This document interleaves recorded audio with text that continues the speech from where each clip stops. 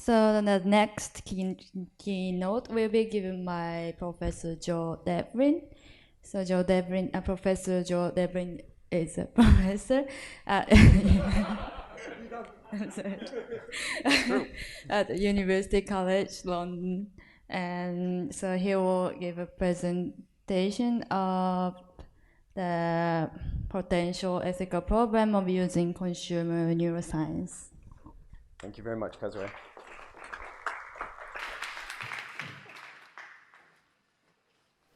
Well, thanks. You've hardly heard from me today, so this will be a change.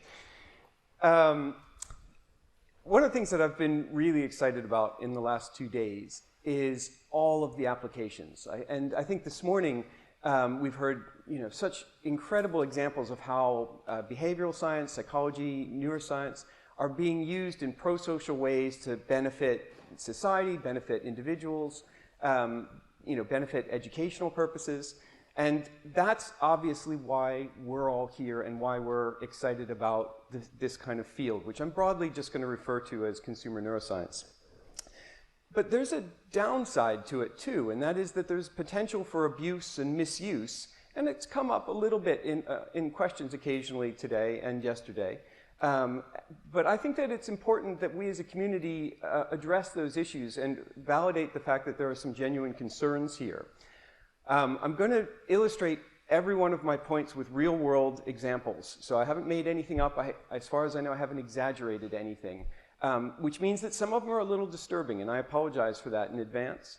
I will try not to be negative, though. My aim is to try to extract a set of principles that we can use as a sort of basis for a voluntary code of ethics, so that we make sure that what we're doing, whether we're in academia, whether we're in industry, government, whatever the case may be, is really at the highest ethical standards, so that we can preclude those worries about abuse and misuse. Headlines like this are increasingly common, right? The state is abolishing privacy in its reckless embrace of new technology. And so this is an article about how personal assistants, Siri and Alexa, and those kind of things are essentially listening to you 24 hours a day, 7 days a week in the privacy of your own home. So it's not just when you say, Alexa, what's the weather today?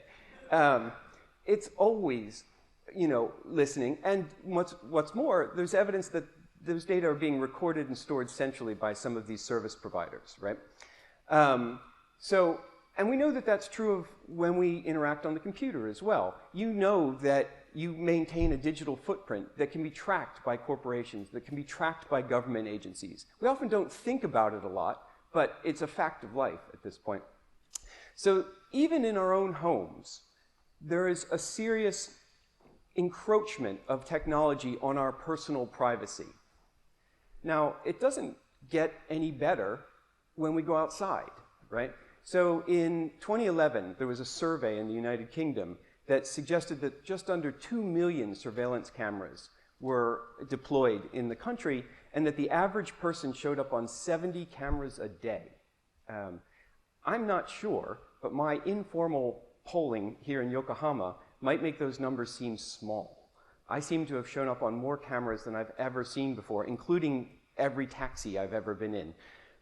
So there's this increased surveillance, and at some level, that doesn't worry me, but when you couple it with the fact that facial recognition software, facial analysis software, facial coding is very widely available, that means that now, when you're outside your home, we can be tracking where you are, what time of day you're there, who you're with, and possibly even to some extent your emotional state during those interactions. So this kind of automated technology means that there's much more feasible to do mass surveillance of the population than it ever was before.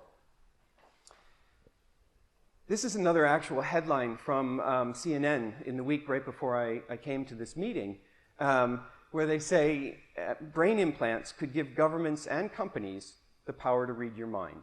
Now, those kind of headlines that are intended to be scary normally exaggerate what was actually said, but this was a report commissioned by the Royal Society in the UK, which is the highest level of academic standard. And this is literally what it said in this report. The concern was that brain-machine interfaces, and particularly implants, might not just do what they're intended. So if you're a cochlear implant patient, you know, someone who has trouble hearing and needs a cochlear implant, or you're a Parkinson's patient about to have deep brain surgery, and you read this, that's got to be terrifying. This idea that they're going to put this medical device in your brain, in theory to help you, but maybe to actually monitor your thoughts and even manipulate them without your knowledge. So this is the framework that I think that we live in at the moment. And I think that there are a couple things that come up. Often, people describe these kind of technological advances as Orwellian, right? So they're talking about George Orwell's 1984 and his newspeak and his mind police. And I get that. I actually think that Aldous Huxley's Brave New World is a better example, because in Huxley's book, the advances in psychology were used to sort of dominate the masses and manipulate their thinking, limit their choices, and force them into mass consumption, right? So make them little buying machines, all for their own good, of course. But that's the kind of framework that I think we're in. And as I said, I'd like to see to what extent that's valid, and if so, what are the things that we might do about it? So I'm going to try to do this from multiple perspectives, and I'm going to start with consumers, because that's all of us. We're all in our lives consumers, as well as whatever else we do. And this is the area that, you know, where this comes up most frequently. So the two main concerns within the general public have to do with privacy, a right to privacy, and a right to have a freedom from manipulation. Or, in Takia's terms, the issues are read out and write in, right? These are exactly the concerns that people have. So let's start with privacy, because I think that one's in some ways more obvious. And I actually think it's a greater concern. So in consumer neuroscience, when we run experiments to do these, you know, kind of work, we ask volunteers. We ask people to participate. They volunteer to come to our experiments. We use the various different types of tools. So we've seen examples of MRI, EEG, biometrics, eye tracking, as well as other types of methods. But the important thing that's going on here is all of the people who are in these studies are volunteers, right?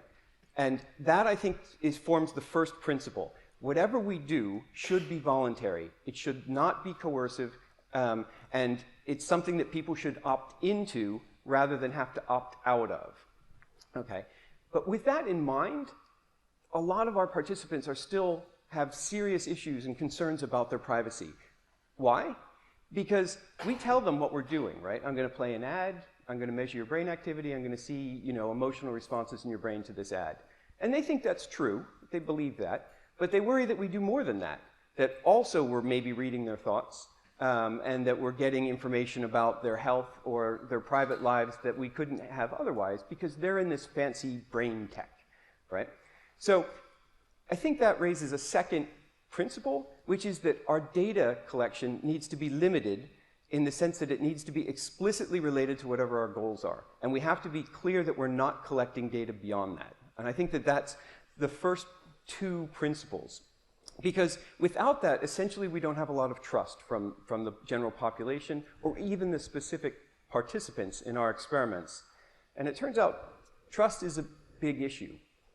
So every year, Ipsos Mori, which is a big consumer research company, does this poll about how much we trust different professions. And they literally ask people, they say, now I'm going to read a list of different people. For each, can you tell me if you generally trust them or not? And I'll just sort of highlight, because lucky for me, scientists and professors come out as about 85% trusted, which is great. But I'd like to point out that advertising executives are the bottom, below politicians, right? Think about how bad that trust situation is if you are worse than politicians, right? So I think that this is a point that's really important for us to remember. If this is the general public's perception of our field, and it's not specific to consumer neuroscience, but that's the baseline, then I think there's something that we need to address here. And let me just give an example. This is a billboard, a digital billboard in one of the airports in London that's run by Deloitte Digital. And I don't know about you, but I didn't spot that camera when I went by this billboard, right? So I highlighted it in this slide. But that is a face recognition camera so that they can track people in the airport as they walk by, as they look at the billboard, and they can track their eyes, right? So nobody in this situation is necessarily opted in. These are just people in the airport, right? And nonetheless, there's a good deal of personal data being collected in this scenario. So they collect how many people go by, how long you stop and look, and what you're looking at the time. And of course, those data are very commercially relevant, right? They can measure which ads are playing, which ones create the greatest engagement, which ones attract attention better than others, and whether that varies across the day. And in fact, this is a data set from Deloitte, from this particular billboard, where they're tracking specifically those things as well as your average amount of time that you spend looking at this billboard. Now, nobody opted into this. Nobody knows exactly what data they've collected. So you don't need personal information for this, but they've got it. They've got your face, and with simple commercially available software, they can have your gender, your approximate age, your race. There's all sorts of pieces of information. You don't know. You didn't opt in. So I think that this raises a third principle, which is one of transparency. I think that no matter what, we need to be doing this with an informed consent. We can't be doing things on the sly. And of course, there are ways to provide informed consent that are definitely not happening here. There's no effort to tell you that there's a camera. The camera is largely hidden so that you don't notice it. This cute little paper from the MIT Media Lab is a wolf in sheep's clothing. So I read this title, Eulerian Video Magnification for Revealing Subtle Changes in the World, and nearly fell asleep, right? Because I have no idea what that means. Let me tell you what it means when I started looking at it a little bit more carefully. This group has figured out a way to take heart rate measurements using a standard camera, like the one on the Deloitte billboard. And what they're doing is incredibly clever. And it's the same basic idea that underlies FNIRS that Kazue and both Matt were talking about yesterday, which is that when your heart constricts and it forces blood into your skin, that blood has slightly, it absorbs green light a little bit more than when the heart expands and the blood goes into your veins more. You can't see that. It's a very, very subtle change, and of course we take it for granted. But if you put somebody in front of a camera, exactly like the camera on my laptop, for instance, which is what they use in this experiment, was a laptop camera, they can measure heartbeat. So they're magnifying the color changes, and then they're trying to get the rhythm, and all of a sudden they're getting a biometric measurement of me without my knowledge. Again, this is seriously creepy. This has been patented in the US. This is commercially available under this patent, okay? Let me just take it a further step.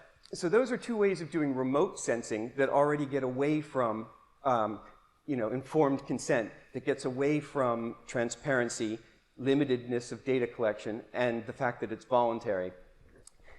This is a state-of-the-art magnetoencephalography machine about 5 years ago. It weighs about 8 tons. It looks like a giant hairdryer. There is no ambiguity when you're in an MEG machine, right? This is the version of it from last year where they've developed a personalized one that you can move around in. Now, from a scientific perspective, that's amazing because there's so much you can't do sitting in that chair that you can do if you can move around freely. The current version of this technology works in a bicycle helmet. So it doesn't even require being personalized. So I'm not aware that we can, at this point, read brainwaves or read hemodynamic activity remotely. But I honestly can't think that we're that far away from being able to do it. And this, even without any further technological advances, I think raises the serious question about whether we should have a right to cognitive privacy, right? Does your thinking, your brain activity, your physiological activity, do you own that? Or does everyone else have a right to that material whether or not you want them to? Okay. And I think that's a tricky question, but let me just illustrate this with some real examples, right? So in Britain, the Royal Bank of Scotland is a big employer of graduates, and they have started using brain scanning technology to help fill their graduate positions. So this isn't wildly different from the idea that Matt was talking about, although the technology is EEG instead of FNIRS, and the way they're using that technology at Royal Bank of Scotland is entirely unclear, whereas Matt has published his in peer-reviewed journals, and it's at least accessible to everyone. What they're doing is you're a young graduate, you're looking to get a job, and you are required, when you do your job interview, to sit in front of a computer, watch some still images, and watch video while they put an EEG set on your head and read your brain activity. Again, for your own good, because they're going to take your brain activity and then suggest areas that you would be most effective in. The people who've been in this don't have the right to not do EEG, but they do allegedly have the right to have their data removed, right? So Royal Bank of Scotland will say that they will remove or delete the data afterwards if you ask them to. But this is just coercive, right?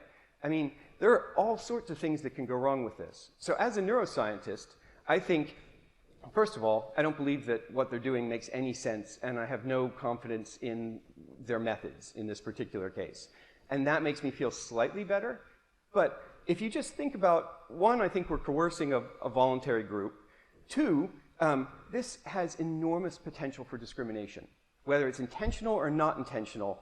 Now, I can not hire you based on what your brain told me, right? Can I explain why? No. So do I have to? I mean, there are laws that say I can't discriminate on gender, I can't discriminate on race, on religion, on sexual preference. Those things are protected. But that doesn't matter. Now I can just discriminate on this completely opaque brain signal, whether I mean to or not. And for instance, let me give you an example. If the normative data that has been collected fits what we talked about as weird before, which tends to be a very limited sample, then anybody who doesn't fit that general demographic profile may have signals that are outside the norm. So we're essentially discriminating against groups that weren't used to create the basic technology. And the people at Royal Bank of Scotland may or may not know that. So I'm not saying that they're purposely using this discriminatively. I'm just saying that the possibility exists, and it's not even a stretch. If that was bad, in China, China's mining the data directly from workers' brains on an industrial scale. So that is to say, the Chinese government now requires certain professions to wear EEG headsets during their daily day at work, right? And these include certain members of the military, factory workers, and high-speed train drivers. Now, what they're told is that this is so that they can improve efficiency. But nobody has any idea what that means. And there was a quote from one of the scientists involved who said, "They thought we could read their minds. This caused some discomfort and resistance in the beginning. After a while, they got used to the device." So they didn't even try to deny that they think they can read their minds, right? What they said was, if you just tolerate it long enough, everybody will get used to it. This is Orwellian. This is Brave New World, right? This is coercive. They don't know what data is being collected. They don't know what the data are being used for. So there's no transparency, and they have no opportunity to opt out of it. You opt out, and you lose your job. And this is currently in place in China. I'll take it another level. In India, there was a woman in 2008, I think, named Aditi, who was convicted of murder in large part based on her brain scan. Okay? So this is the judge in the case, Shalini Pransalkar Joshi, who included a 9-page component in her decision letter on how the brain data, the fact that she submitted to an EEG, showed that there was neural evidence of knowledge of the crime, knowledge of the weapon, which in this case was arsenic, and knowledge of the murder situation. Now, the judge also said in an interview to the press afterwards, she finds it hard to believe because this was a 24-year-old, middle-class, calm, unassuming woman who murdered her ex-fiancé in cold blood at a restaurant. But she is now serving a life sentence in jail because of her EEG data. Not her testimony, not witness evidence, brain data, okay? 2 other people in the following 6 months were convicted of murder based on their own brain data. And now the company that does this says they do 15 cases a month in courts in India. This technology has been licensed to Singapore, to Florida, and to Australia, okay? It has not yet appeared in a court case in any of those 3 countries. Florida's not a country. But in any of those 3 places. But nonetheless, there are, police forces who have this, and I think this is seriously, seriously wrong. So the US Constitution has a clause in it that says that no person shall be compelled in any criminal case to be a witness against themselves. This is what's called the fifth article of the Bill of Rights. And what's interesting about this, because there isn't a great deal of law that's relevant, is the way this has been interpreted in the courts. So at one level, you might think, well, that would stop this from happening in Florida, at least. Except for it's been very, very carefully construed to mean testimony, spoken or written testimony. They can force you to provide a blood sample, DNA sample, semen sample, and that can be used against you. So where do brain waves, brain activity fit? Is that a physical measurement? Sure it is, right? Is that something that would be used against you? Well, in India, it's being used against people. There are at least 3 people serving life sentences for murder. So it's really a tricky situation, right? To my mind, there's a really compelling need for a right to cognitive privacy. How we work out exactly what's in that right is tricky, and I would love to discuss it, but I think that at a minimum it should involve the principles of transparency, limited, and voluntary. And we'll talk about 2 others as we go. But for a moment, I'd like to turn to the idea that you have this, the worry is that neuroscience could be manipulating people, not just sort of reading out, but writing in. Now, Hilke Plassman yesterday set the stage for this one, so I'll just go over it briefly. But in 2004, when Sam McClure and Reed Montague did their famous Pepsi Challenge experiment, where they looked to see what was happening in the brains of these people as they were drinking Coke or Pepsi, their 2 main findings were, one, that this ventral medial prefrontal region that Hilke and others have talked about already rather extensively showed activity that was proportional to the value that the participants were seeing. But when you looked specifically at branding, you got this dorsolateral prefrontal activity shown there on the right, as well as some other regions. Now, the authors, I don't think, expected the response. So this was a paper published in Neuron. It was peer-reviewed. They had a great sample of participants. So it was a really good study.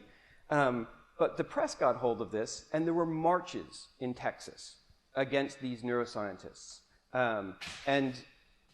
This gentleman, Gary Ruskin, who's one of the 2 heads of this consumer watchdog organization, Commercial Alert, wrote to the US Congress to stop neuroscientists from doing this. And what he wrote was, what would happen if corporate marketers and political consultants could literally peer inside our brains and chart the neural activity that leads to our selections in the supermarket and voting booth? What if they could trigger this neural activity by various means so as to modify our behavior and serve their own ends? Now look, there's nothing in the Coke-Pepsi experiment that suggests that you could modify behavior, but as soon as people were aware that you could read out in this level of detail, they were immediately concerned that maybe you could start to manipulate it as well. Now, it's interesting because the Senate chose not to pass any laws limiting sort of neuromarketing or consumer neuroscience, but this group then sued Reed Montague and another colleague to try to stop him from doing this work. And at some level, it's worked. So Reed's now he's been at UCL for a while, and I've talked to him about why he no longer does this area. And it's a combination of the fact that he thinks that it's not well enough developed, but it wasn't worth the hassle. He didn't want to deal with, attacks on him or his family because people were concerned that he was somehow this mad scientist who was going to be manipulating the general public. Which, look, if you're an animal neuroscientist, you're used to the idea that you have to be concerned about the general public, because if they get angry enough, they come at you and your family. And I have friends who have been in because their family does neuroscience, right? This is essentially Reed's point. He's a brave individual and he's a smart guy, but he was also actually worried for the safety of his family. So I have a great short video that I hope plays.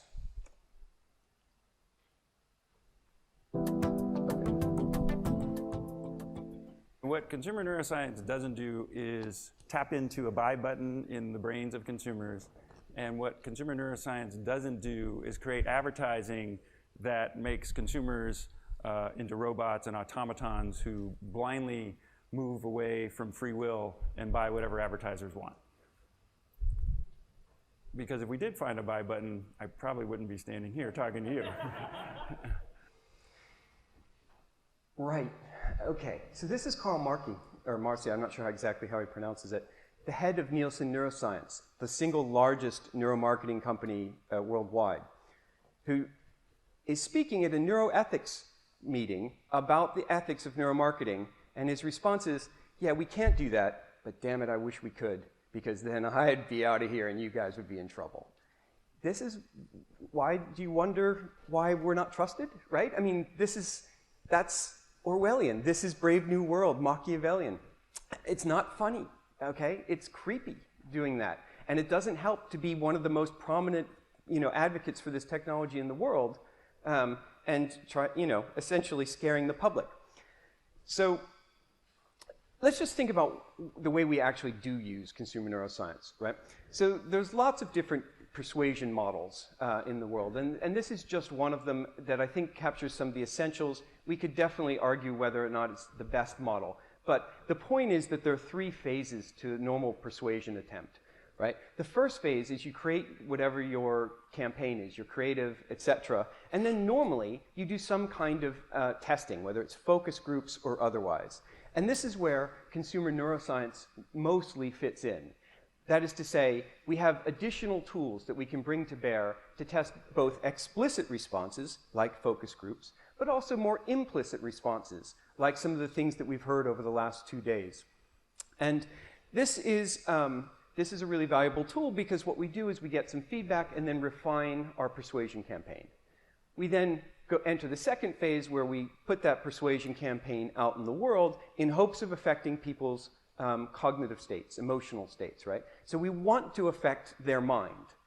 That's what the campaign is for, in hopes that that affects their behavior, which is the third stage. But what we don't see here is anything about how consumer neuroscience moves to that third phase. We're not manipulating internal states in individuals. And I'm going to exclude explicitly some of the TMS and neurostimulation devices, which can be used to manipulate neural state directly. And of course, that's not scalable. You can't do this in grocery stores or on shop floors or whatever. This requires a lab and a person, and it's a different situation. At the moment, it's only feasibly used in sort of controlled lab environments. And we've heard lots of good examples of using TDCS, TACS, TMS, neurostimulation. That's not what we're talking about here, right? This is the standard model. And as it stands, there's nothing about what we're doing which isn't the same as any advertising or marketing campaign in terms of its manipulation. If it's a really good campaign, maybe you take more attention, pay more attention, but we're not changing anybody's state directly using these techniques. And I think that raises a fourth principle, which is one of autonomy. We're doing nothing to manipulate the internal state. So we're not asking people to do anything they wouldn't do otherwise. How do you know, right? I mean, at the moment, the only way that this is monitored is with sort of watchdog organizations. Typically, we're talking about governments, right? So whether they pass laws to prohibit certain activities or not, in this case, that's not true. I'm aware of very few legal positions that have been made specifically to deal with neuromarketing or consumer neuroscience. The only one that I've run across is that apparently in the UAE, in the Arab Emirate, I'm going to get it wrong. In the UAE, if you want to be a neuromarketing company, you have to get a license from the government in order to operate. And that's the single case that I've come across at this point. That's just not true here. It's not true in the States. It's not true anywhere in Europe. because, you know, the advances are happening faster than the law, which is always the case with tech changes. That doesn't mean that there aren't groups that are interested, though. So, for instance, there are these quasi-governmental groups like the Advertisement Standards Agency in the US, or the Federal Trade Commission in the UK, I think I just reversed them, and the Fair Trade Commission here in Japan, which do look for flagrant violations and try to attend to them. So in the States, for instance, there's a company called Loomis Labs that makes a brain training program called Lumosity. And one of the things that they were advertising was that their brain training program keeps you, from basically brain aging. You will prevent the onset of dementia. And what happened was various, people in the public got in touch with the Federal Trade Commission and said, is this true? This is clearly what they're stating in their advertising. Is there truth to this? And the Federal Trade Commission asked them for their evidence, and they didn't have it, and they eventually took them to court, and Lumosity was fined $2 million for false advertising, right? So they had no evidence to support their claims, which would happen with any kind of advertising. This is, what the Federal Trade Commission is exactly supposed to do. But fundamentally, this is a reactive process, right? It's always going to trail the field. As we develop new things, governments and these organizations are going to have to try to keep up. And this is not good for trust, right? So every successful case along this line further convinces the public that what we're doing is evil, manipulative, invasive of privacy, right? Because they know a court just fined them $2 million. They wouldn't have done that if they were good, upstanding people just doing the right thing. Which raises the perspective of, well, how do we do this? And I think that the right way to handle this is for the business and the scientific community who are involved to be very proactive.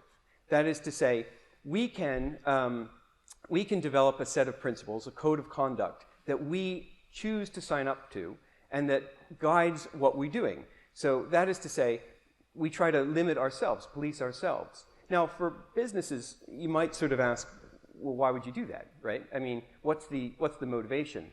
And I think this speaks to the point that Nicola raised earlier around integrity, right? So businesses have values that they stand by, whatever they are, and they vary across each company. If those values then determine the principles and then the practices within the company. So if integrity is an important principle that you want, then it's something that we should sign up to and be proactive about rather than sort of wait and just do whatever and get it wrong, because that sends the wrong message. And let me just give one or two examples.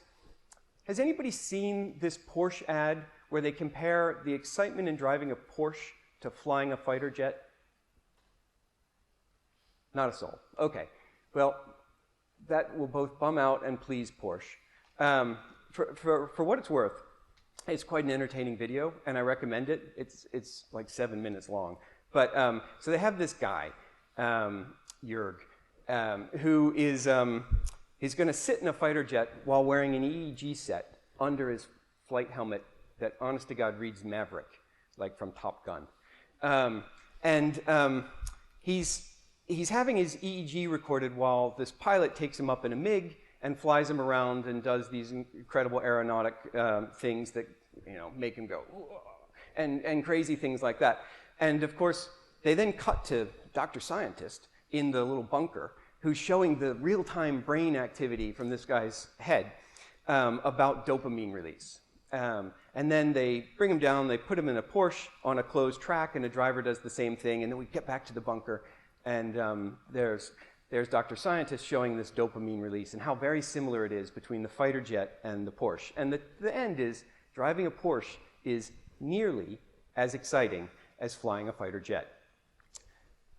Now, not to put too fine a point on it, but this is utter crap, right? So anybody with a neuroscience background will immediately know that these data aren't just wrong, like Lumosity's. They've actually been faked. This is false. EEG doesn't measure dopamine release. There is no real-time link. The things that they show are false. Turns out the guy who was their scientist isn't even a scientist. I mean, it was a very flagrantly fraudulent advertising. And it didn't get a whole lot of attention, as evidenced by the amount of people in the room who had seen it. So it wasn't penalized. But look, if you're a Porsche, is that the message you want to send? You're a company that prides themselves on their engineering, on their high-tech science, to produce high-quality cars that perform at the highest levels. What you're saying in this ad is, oh no, we fake our science. It's totally crap, and it's just not true. That does not encourage me to go out and buy a Porsche. No more than Volkswagen faking their emission makes me believe that Volkswagen's technology is really the kind of standard that I want in my car, that I drive my family around. So this message is essentially anti-brand. So whether or not it fits your company values, it should fit your bottom line.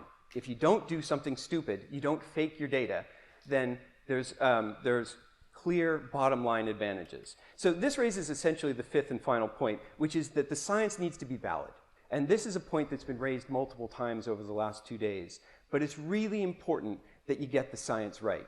Now, nobody gets science right all the time, and we accept that. But there are procedures and processes that help us try to do it. And one important component of that is transparency from the science side. That is to say, we aren't doing bespoke proprietary analyses. Anything that we do, we publish in peer-reviewed journals for the whole world to see, and that was, my point earlier about, one of the talks was how great it is to see those things were open and viewable by anyone who's interested in the details, because that keeps people accountable.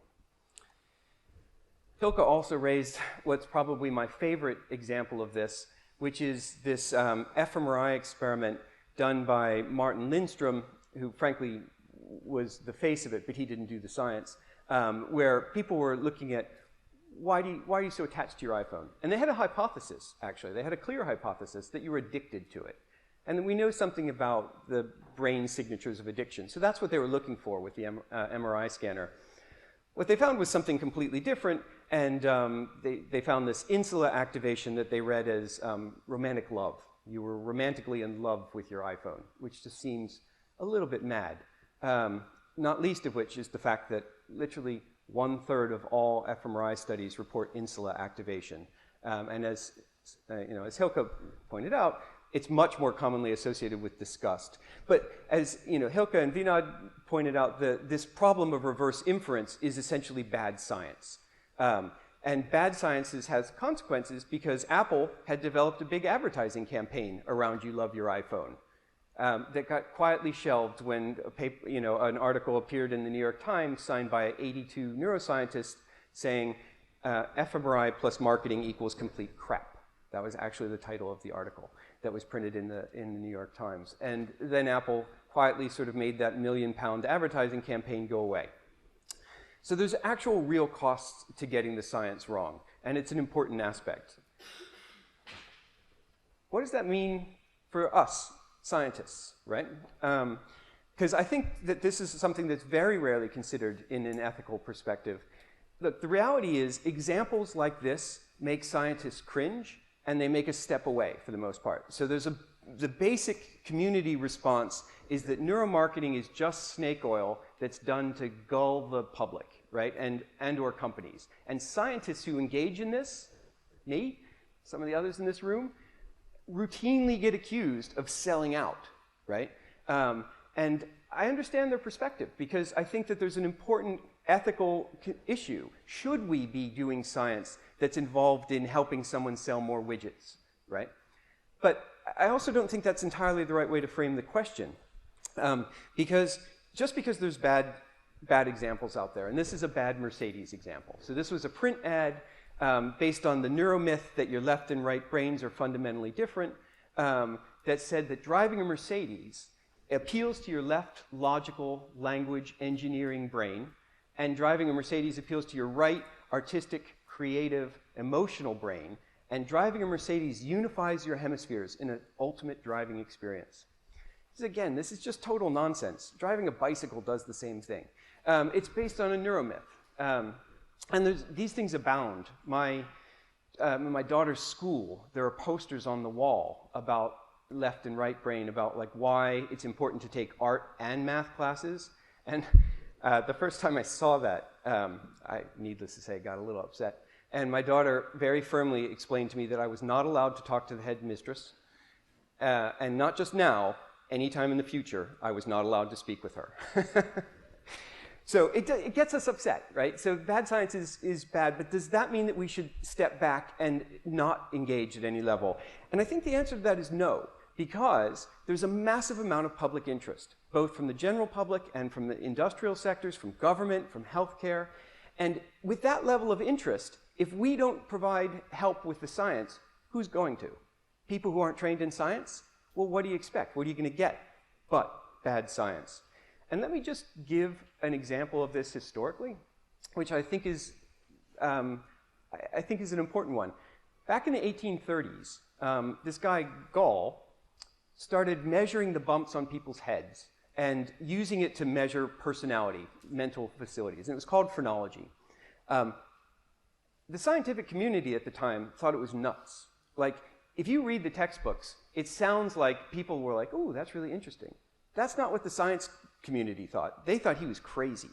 And therefore, they just said, well, he's doing bad science. We're not going to engage with that. There was massive public attention to this. People were going around in the 1830s and 1840s at fairs, reading people's skulls and telling them about their personality and things like that. To the extent that in the 1850s, in both Philadelphia and in parts in the UK, when you applied to a job, you had to provide a letter from your phrenologist that gave them your personality response, exactly so that they could use that material to put you into the right job, right? Although it turns out they mostly used it to prevent certain people from getting jobs, particularly women and people from ethnic minorities. So, you know, what's worse is that this phrenology, this kind of personalized medicine approach, was what was cited by Galton, that father of eugenics, right? He said, look, there's science for why white men are the superior people. Honest to God, this was the argument for him and his eugenics group. Women were inferior, they shouldn't have a right to vote. All other races were inferior, and he was basing it on phrenological information. So, and in the Nuremberg trials in the early 50s, multiple Nazis who were convicted of war crimes cited eugenics work as the reason that they engaged in the Holocaust, okay? So I'm not trying to draw the line that the scientists who said, Gall, he's an idiot, I'm not going to play his game, were responsible for the Holocaust. But there is no doubt that there is a line that can be drawn between them that comes about because the scientific community chose to step back and not engage with what they were expert at when there was a call for them. Now, I think that for us, I don't imagine that it's anything quite as dramatic, but I also think there are positive reasons for why we should be involved, right? So that is to say, I think that, I mean, and the talks have illustrated this. One, scientists get access to data sets that we could never dream of by working with industry, working with government. Nicola's examples and Janet's examples from earlier today were brilliant examples of that. You know, you run 30, 40 people through a lab and you feel really good. You go to South Africa and do a study with 1 million people in a health plan. That's a different world, right? And you get different insights from that. And that's incredibly valuable. In addition, my own experience is that by working with other groups, you generate new research questions, right? So particularly my work with Audible, with Tom, really changed the way I saw some of the things that I was doing in my lab and that led my research in new directions. And that was fantastic, right? You can stagnate by not engaging. So there are values at a pure research level. One of the things that you saw in every talk probably was people thanking their graduate students. The opportunities that this provides for our students are phenomenal, right? These are real-world environments where people are applying the things that they're learning and making a difference. That's fabulous. There's lots of positive reasons for us to engage with science beyond what I would say is a moral obligation. But I honestly do think that there's a moral obligation on the neuroscience community, the behavioral science community, to engage and not leave a vacuum where things are done poorly. You're probably familiar with this image. This is the Gartner hype cycle. And the idea is that anytime there's a new technology introduced, you get this kind of boom and bust in this. So initially, people think it's great. It does everything. And of course, no new tech does everything. So you get all these disappointed people who think, oh, well, it doesn't do anything, right? So you get this peak of inflated expectations. You get this trough of disillusionment. And over time, as people become educated and familiar with the technology and where it fits in their business model and where it doesn't, you get to a point where it becomes productive. And I think this is actually where Hilke started us with yesterday in saying it's a set of tools that complements the existing tools that we have and maybe adds certain value under certain circumstances. And I think that Vinod's talk actually started to quantify what those circumstances were and which tools help under which circumstances. But by engaging, we help that process. We help move us towards this plateau of productivity and get past this kind of hyperbole that's associated with these techniques. Okay, so where does that leave us? I think that it's important that we find some kind of balance, right? So just because these ethical issues exist means that we should take them seriously. We can't just say, it doesn't apply to me, Gov, right? It's not my problem. I think that we have to be very serious about this, and those trust figures emphasize the scope of the problem. How do we do this? Well, I think that if we sort of use these kind of principles as a basic foundation, it's a good start. It's certainly not the final piece, and I think we could argue for different principles and adding additional ones, but let's just start with these. So first of all, the experimentation has to be voluntary. People shouldn't be forced into doing it or deceived into providing physiological or neurological data. And that means, if it's voluntary, that means you can stop as well. If you start it, there's no reason why you can't step out.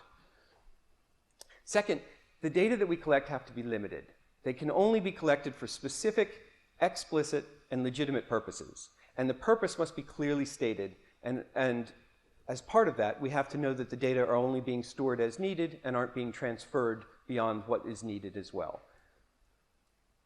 Third, it really is essential that we're talking about people being volunteering and opting in with informed consent, right? So they need to be aware how the data are being collected, any risks associated with that, and some of those risks are my data being shipped off to other companies? You know, the Facebook example with Cambridge Analytica is probably the most salient recent one, but it's a real concern. Fourth is that we have to be free from manipulation, right? And this is tricky because we could start to argue about where manipulation begins and ends. But I don't think participants should be forced or deceived into making decisions they would otherwise make. This is a slope, right? Because, for instance, in the UK and in the US, there are rules about where, like, certain advertising can't be done close to schools because children are seen as more vulnerable to manipulation than adults. So this is tricky how we draw this line, but nonetheless, I think that the principle is an important one. And then finally, I think it's really critical that we talk about the science being valid. That means that it really should be led by scientifically trained staff. Martin Lindstrom, who I'm sure is a great guy, but is a brand guru, shouldn't be running an fMRI machine, okay? And I'm not trying to throw the guy under the bus, but the reality is you make basic errors if you don't have training in how you use these things. It's important that we have people who are trained up on how to do it right. So just to be clear, I'd like to take this beyond just the idea that there's a voluntary code of ethics. So if it was just simply, hey, we agree with those principles, fine, now trust us, I don't think that's enough. I think that we have to adopt something much more like these institutional review boards. And how we construct it is important for it, but I mean, they've got to be cross-disciplinary group of scholars and practitioners that are actively monitoring what's going on, developing standards as we develop the techniques, because we're the ones who are up to date enough to be proactive. We have to have assessment mechanisms in place for monitoring compliance, and I think that we have to have the ability to sanction groups that violate these norms, exactly like ethics panels do for human experimentation elsewhere. More generally, I think that there's actually a reasonable call for governments to adopt a right to cognitive liberty, where cognitive liberty includes the right to cognitive privacy and a right to freedom from cognitive manipulation. I don't know the right wording for how to make that into something that's legally binding, but I do think that it should be a basic human right that we have this right to cognitive liberty. And I think I'd like to stop it there, and thank you very much for your attention.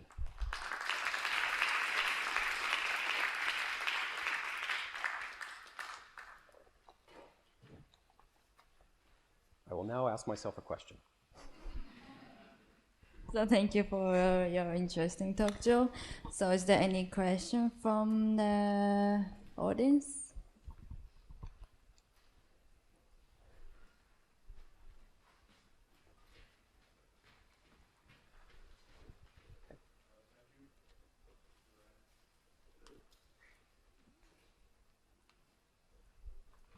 Thank you for this great talk. I think you deserve many questions, so I'm gonna ask one.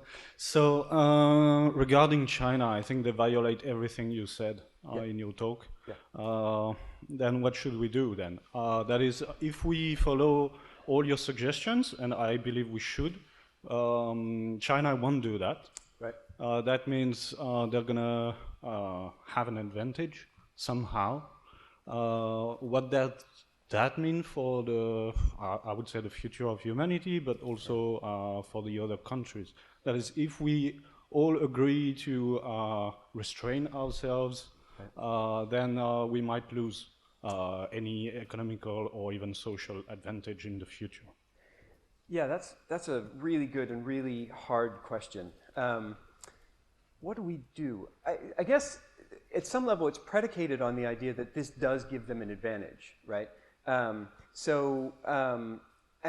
I'm not sure that it does. I mean, I think that it gives them an advantage in certain human rights abuses, but I'm happy for them to have that advantage. I think that what we need to do is I think that if we could hash out as a community a voluntary code of ethics that we essentially signed up for, as well as what it actually means, this idea of freedom from manipulation, then optionally people are going to opt in. It would be great to then get certain governments to opt in as well. In a perfect world, I'd love to see the right to cognitive liberty be a UN part of the human rights, but I don't see that as an immediate or even soon kind of thing. It's really hard on our colleagues in China. We all have friends and colleagues who work in universities in China who are outstanding scientists, neuroscientists, behavioral scientists, who would essentially agree with this kind of a program, but would disagree with the way China is using some of their technology. And I don't think that's specific to China. I mean, I think that there are people like, look, I know the scientist who did the Martin Lindstrom study reasonably well. She's British. I think most of us would think that she didn't do a good job. So it's not unique to any country, other than the fact that their government has aggressively pursued it. I think I just don't know a convincing answer to deal with it at that level, other than international pressure to accept that there needs to be some standards that we all agree to. I don't think the cost of getting that wrong is going to be that we fall behind, but maybe I'm just being myopic, I don't know. Yeah, it's a great question.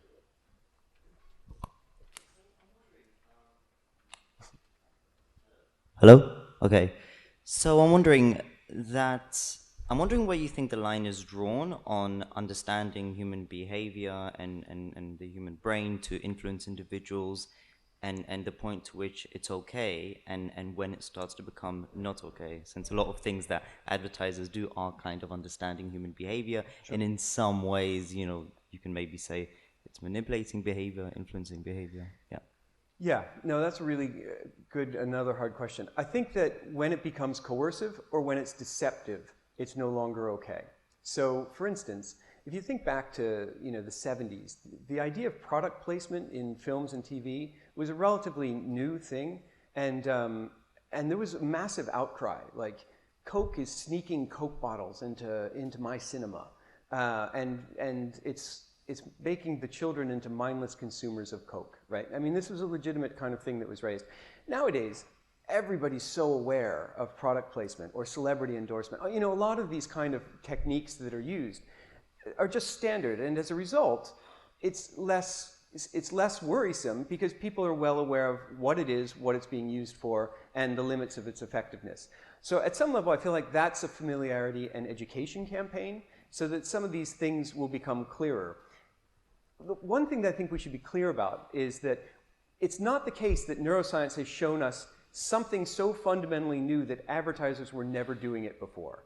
What we've done is gone back and said, well, why is this effective? How does this affect your dopamine system and give you a reward benefit? And why is it more effective under this circumstances or that circumstances? We haven't come up with some brand new thing, which is what a lot of people expect. And they expect the same of educational neuroscience. Like the neuroscientists are going to tell teachers, you've been teaching wrong for just a few millennia, and this is the correct way to do it based on brains. No, that's nonsense, right?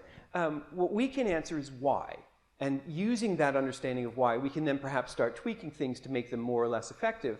But I feel like as that productivity approaches, people will also be coming along with us on that journey, and they'll recognize this manipulation for what it is, which is essentially a marketing campaign. Thank you. Any other questions from audience? Okay, so let's take a question from Slido. So can we trust the industry to regulate itself? Are the benefits of trust outweighed by the opportunities for profit? Yeah, I think that this is at the heart of things, right? And I think the answer is, yeah, we can trust the industry to monitor itself, because actually getting it wrong affects profit too. So I don't think, again, I feel like misuse of these technologies isn't the solution for, you know, corporate wealth or becoming the next Mark Zuckerberg or something like that. I feel like there's a clear benefit to doing it right, doing it ethically, getting trust in the public population. And I think that we can do that in part in conjunction. So I think that by academics and industry working together, I mean, if you just take the mean of the professor's trust and the advertiser's trust, you're already at 50%, which is a big step up. So if we're there monitoring each other and helping out, I don't see any particular reason why this can't work. Will there be exceptions or people that don't follow this and go the wrong way? Sure, that's just human nature. If they see a perceived benefit to flouting the rules, some people will do that. On the other hand, I think that as a community, this is something that we can do ourselves. So another question is, so we have measures for improving validity of science. Yep. But how do we get companies to prioritize good over flashy science?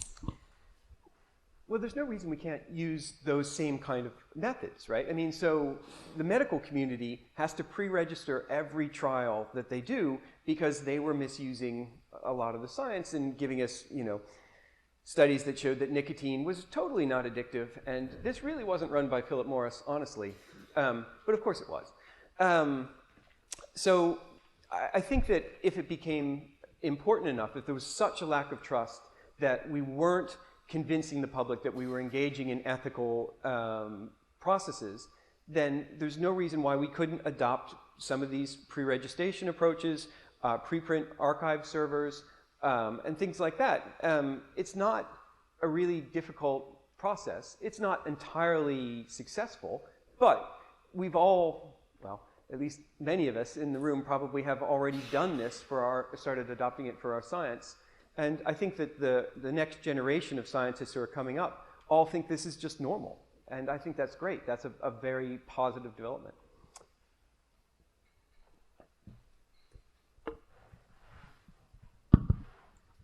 I'm going to try saying something provocative just to get the discussion going, right? Along the same lines of what you said, there is a change in people's expectations. So one argument is this distinction between self-harm versus others' benefit with no harm to myself, right? So let's go back to the billboard example that you had. The idea in the billboard example is, yes, my face is being tracked, somebody is getting some data out of it, but it's not being traced back to me in any form. It's been aggregated in some way to say, like, what's the proportion of engagement or how people are reacting to whatever I'm putting over there. Right? So somebody is benefiting from it. I don't get anything out of it. I wasn't told that I'm going to help somebody benefit, but beyond that, nothing else is probably going to happen to me in this particular scenario. Right. Is that a distinction or is that not a distinction? Well, so I like the provide, that's good. So let me ask two questions in return to that, which is one, why do you think that it's not linked to you? This is in an airport where your face is actually been scanned multiple times from passport as well as, security cameras. Is there any particular reason to think that your data isn't being explicitly linked to Vinod Benatrankman, right, as you sit there? Yeah. And the other is, one of the things they want to do with this is personalize the ads, right? So I'm in the mall or airport or whatever, and I'm a middle-aged white guy. So the ads that I see involve like Porsches and I don't know, expensive watches or something like that. But what I really want is to find a place to get my wife a gift. And of course, none of those ads are going to come up. So at some level, there's an opportunity cost to me because I've just been essentially profiled, and based on that profile, they've given me something that may or may not benefit me. So I know that I'm hypothetical in both of those examples, but I think that a cynical look could see that just the other way. But there are other instances where people like it though, right? Yeah, That's the changing face of this. Yeah. And it's becoming in some ways hard to know what you consented to Yes. and how far it goes. So you agree for a link between your Google searches and your email address, and the next thing you know, wherever you are, you get like, oh, you're close to a restaurant, that's probably a good fit for you, do you want to do it? Right. And to be honest, if you're in an unknown place, it feels like great. Yeah, I didn't have to do that search. It's telling me what I have to do. True. But I think that's the problem here. I think even people themselves are struggling with what they want to define as privacy or what they want to define as protected information. And that's what makes this more complex than what it is. Yeah.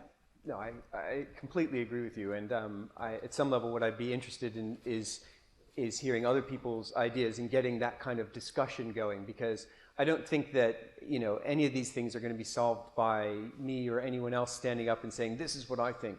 I think that what's valuable here is that we have essentially a grassroots movement where we discuss these issues, try to figure out where these lines are and what people want and don't want and what their perceptions are, because they may be very different than my perceptions.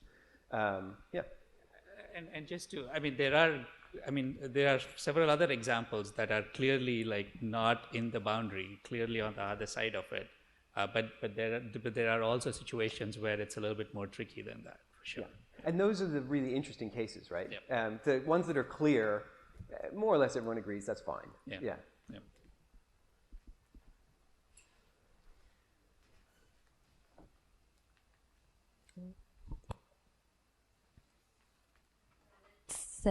So let's thank Joe again.